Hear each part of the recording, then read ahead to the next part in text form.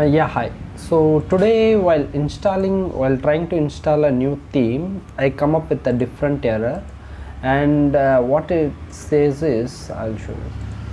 So I'm trying to install this plugin, this theme. So when I try to install this, it says the error which I haven't seen before. Just a minute, it's loading. It says incompatible archive. So I tried to find a solutions in the internet and I got a solution for that.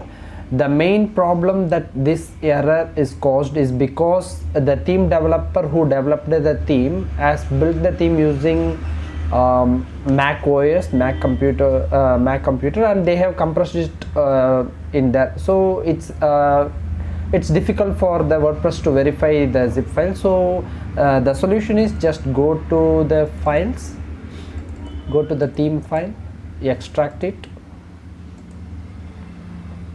Once you get extracted, go to the main theme file. So this is the main theme file. So you can just compress this theme again. Compress it.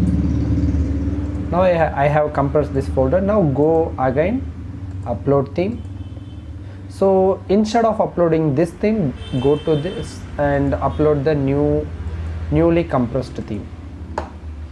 So it's loading.